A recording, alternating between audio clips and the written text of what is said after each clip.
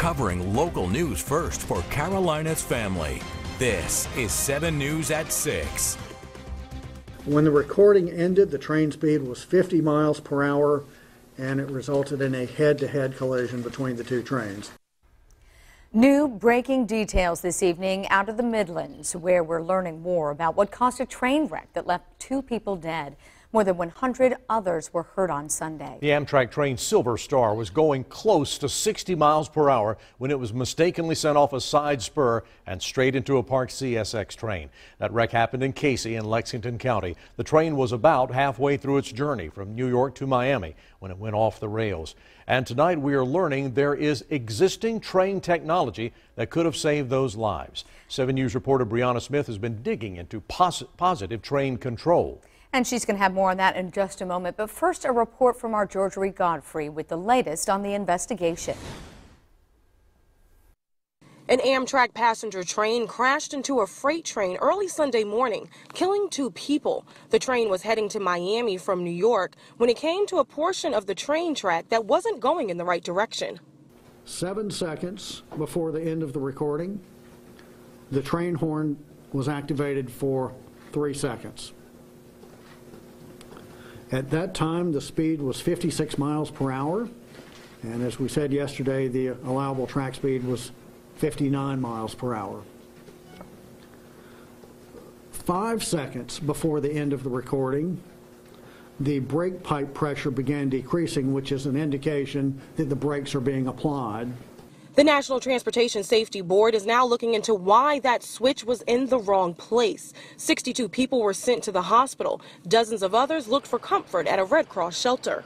We had a reception center opened yesterday. Basically, the purpose of that center was to provide hope, comfort, and care to the survivors of the train crash. And throughout the day, we had nearly 100 people come through that center.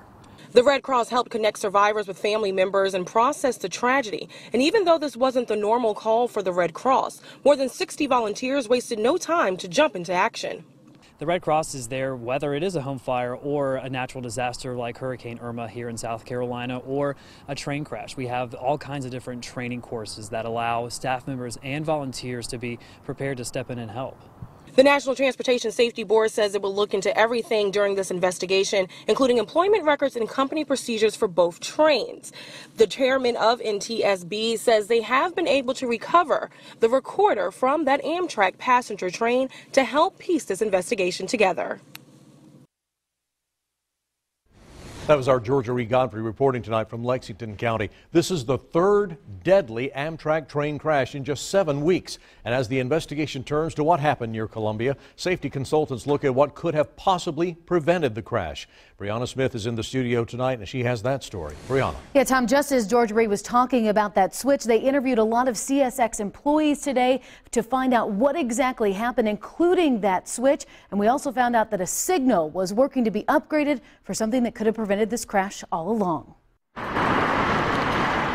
As federal investigators dig through wreckage of this deadly train wreck, area railroad expert and safety consultant Tom Howie watches from afar. I'm a lifelong railroader. Howie worked for CSX for nearly 30 years and now helps railways make sure that they're safe as possible. We try to make sure that all employees are trained and qualified to execute those procedures in the way that they're written. Like training for the switcher positions, which led this Amtrak train into a parked cargo train instead of on a clear track. We tested the hand-thrown switch at that switch right there, and we found no exceptions to the operation of that switch. Today we also learned that a critical signal was down at the time of the crash. The signaling system was inoperative due to signal upgrades for positive train control. That upgrade for a PTC or a positive train control is because of a congressional mandate,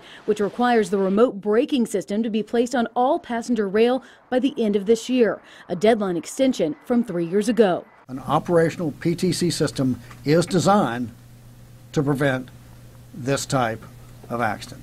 But Howie says the install of the program isn't as easy as it sounds. The inoperability of the system means that it has to work as well on CSX and NS and UP and BNSF and everywhere that Amtrak goes. Which may not be ready even by Congress's deadline. This is 2010 technology that They're saying it has to work with 1950s technology in some cases.